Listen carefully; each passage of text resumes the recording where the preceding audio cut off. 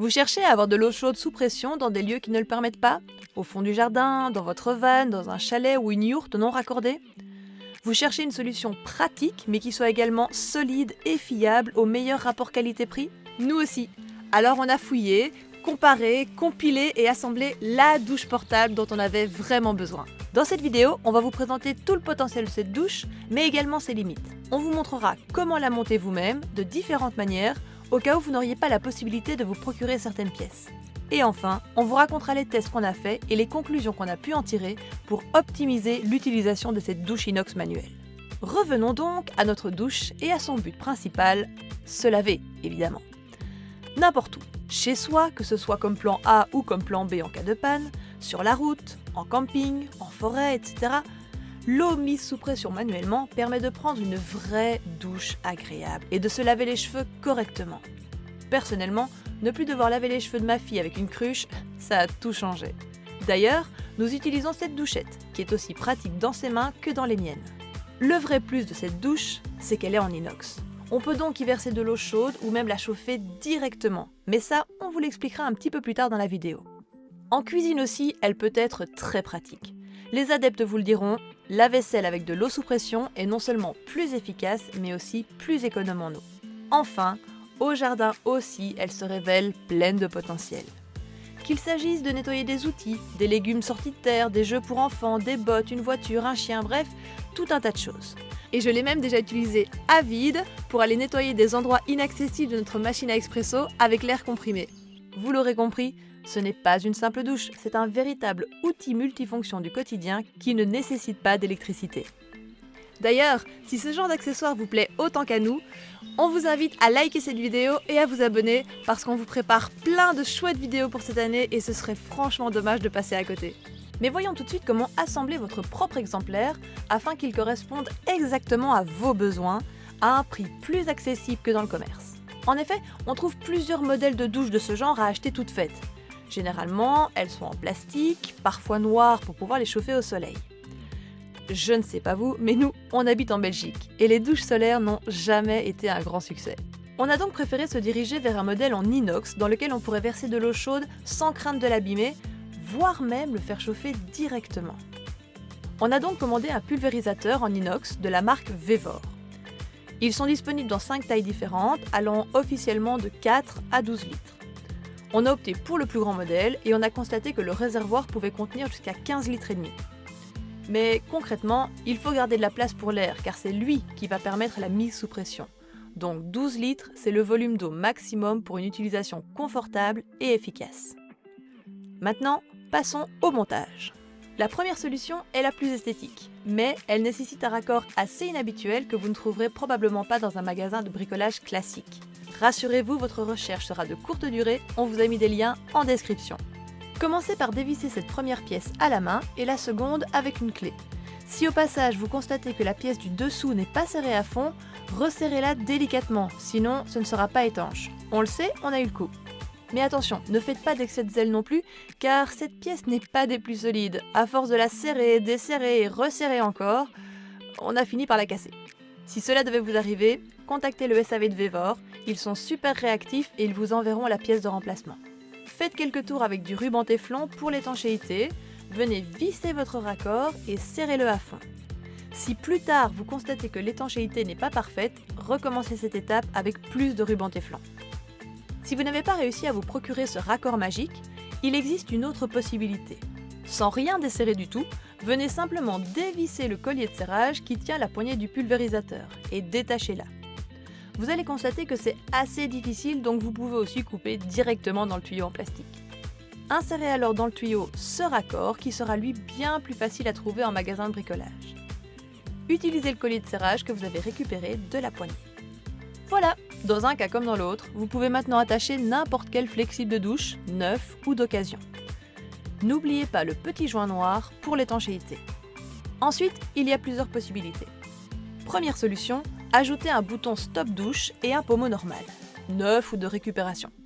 Ça fonctionne, mais ces boutons stop douche ne sont pas efficaces à 100%. Du coup, avec la pression, ça coule quand même un petit peu, même fermé. C'est acceptable si vous êtes en pleine nature ou dans une douche, mais dans un van ou une cuisine, c'est plus problématique. De plus, pour se doucher, le positionnement du bouton n'est vraiment pas idéal et à la longue, ça peut être pénible et vous faire gâcher de l'eau. C'est la solution qu'on vous conseille le moins, mais ça peut dépanner. Deuxième possibilité, optez pour un pommeau large avec bouton stop intégré. Il en existe de différentes sortes mais qui fonctionnent selon le même principe, avec ce petit bouton que l'on pousse d'un côté à l'autre pour ouvrir ou fermer l'arrivée d'eau. C'est déjà beaucoup plus confortable à l'utilisation, mais l'étanchéité n'est à nouveau pas parfaite, ce qui laisse penser que cette solution ne sera pas des plus durables dans le temps. Et enfin, il est aussi possible d'installer ce qu'on appelle généralement une douchette, souvent utilisée pour les bidets ou par les coiffeurs. Grâce à la gâchette, ce type de pommeau est facile et confortable à utiliser, pratique pour gérer le débit d'eau, ce qui veut dire des douches plus longues et moins d'eau gaspillée. Une dernière possibilité est d'ajouter un nouveau raccord à l'extrémité de votre flexible, afin de pouvoir venir y brancher un pistolet d'arrosage de jardin. Cette solution, à défaut d'être esthétique, a le mérite d'être robuste et facile à manipuler, avec un jet très diffus et agréable. Et voilà, votre douche est prête! Si vous en avez envie, vous pouvez décoller les étiquettes présentes sur le réservoir et les remplacer éventuellement par un thermomètre comme ceci, collé à mi-hauteur. J'ai aussi ajouté un deuxième thermomètre qui monte beaucoup plus haut comme précaution supplémentaire au cas où l'eau serait au-delà de 40 degrés et ne serait plus visible sur le premier thermomètre. La température indiquée est assez juste en général, mais dans des mauvaises conditions lumineuses, ce n'est pas toujours très clair de distinguer la petite bande colorée qui renseigne la température. Maintenant, parlons budget. Voici les prix que nous avons payés pour ces différentes pièces au moment de nos achats. Nous vous partageons les liens en description pour les trouver facilement, mais il est toujours moins cher de fonctionner avec de la récup ou de l'occasion quand c'est possible. Une fois que tout est monté, il est temps d'essayer votre nouveau jouet. Si vous souhaitez simplement l'utiliser avec de l'eau froide, remplissez avec 10 à 12 litres d'eau, puis verrouillez le réservoir. C'est un peu complexe au début, mais on trouve vite le truc. Pareil pour le niveau de remplissage, vous aurez vite vos repères pour ne pas en mettre trop. Il ne vous reste alors qu'à pomper pour mettre sous pression. Ça fait un bruit assez étonnant, mais c'est normal. N'oubliez pas de toujours vider la pression à fond avant d'ouvrir à nouveau le réservoir. Vous risqueriez d'être surpris. Selon le niveau de remplissage, la pression va monter plus ou moins vite. Un réservoir fort rempli sera rapidement sous pression, mais celle-ci s'épuisera très vite. A l'inverse, la pression augmentera plus lentement dans un réservoir peu rempli, mais vous aurez une autonomie beaucoup plus longue. Généralement, je pompe jusqu'à atteindre 2 bars de pression. On peut aller jusqu'à 3 bars, mais cela ne change pas grand-chose d'après les tests qu'on a réalisés, parce que la pression supplémentaire disparaît très vite et ne change pas vraiment l'expérience. Du coup, j'estime inutile de fatiguer le matériel et au passage mes muscles. Une fois que c'est sous pression, tout est prêt pour votre douche ou votre vaisselle. Si vous préférez pomper une seule fois, vous pouvez remplir de 9 litres et monter à 2 bars, ou alors remplir de 10 litres et monter à 3 bars. Ces deux solutions vous permettront de disposer d'environ 3 minutes d'eau en continu avec la douchette ouverte à fond. Personnellement, je choisis de mettre un petit peu plus d'eau et de pomper 2 fois jusqu'à 2 bars. Mais vous allez me dire que vous n'aimez pas vous doucher à l'eau froide, alors passons à la dernière partie importante de cette vidéo, le chauffage de l'eau. On vous le disait plus tôt, on a choisi d'utiliser un pulvérisateur en inox pour pouvoir y verser de l'eau chaude, même bouillante, sans risquer de l'abîmer. Mais les modèles de douche qui nous ont inspirés semblaient permettre de chauffer l'eau directement dans le réservoir, au moyen d'une cuisinière au gaz ou d'un poêle à bois. Dans le cas de notre pulvérisateur, le fabricant mentionne sur son site qu'il n'est pas fait pour ça, sans surprise. Mais puisqu'on avait une idée en tête, on y est allé à fond et on a testé. Ce qu'on espérait, c'était de simplement pouvoir poser le réservoir sur le poêle à bois et laisser chauffer l'eau quelques minutes comme une casserole sur le foyer avant d'aller prendre une douche bien chaude. Malheureusement, ce qu'on ne voyait pas sur internet, c'est que le fond de notre réservoir est bombé. Donc, la température monte, mais assez lentement. Ça a l'avantage d'être une montée en température douce et progressive, mais ça implique de ne pas être pressé. Cette absence de contact direct signifie qu'on peut aussi oublier l'idée de le chauffer directement sur une plaque électrique. Si on est pressé, il est possible d'utiliser un chauffage plus agressif, comme le gaz, comme on peut le voir dans les vidéos pour la Zodi Extreme. C'est beaucoup plus rapide, moins de 15 minutes pour passer de 17 degrés à 38 degrés, mais pour être honnête, cela nous a semblé être beaucoup plus agressif pour le matériel. Le bruit de l'eau bouillante sous pression au fond de l'appareil qui faisait vibrer l'ensemble du réservoir métallique, c'était assez impressionnant et pas rassurant. On ne conseillerait donc clairement pas d'opter pour cette solution de façon systématique. De la même façon, il est possible de l'utiliser en mode camping ou bushcraft sur un rocket stove.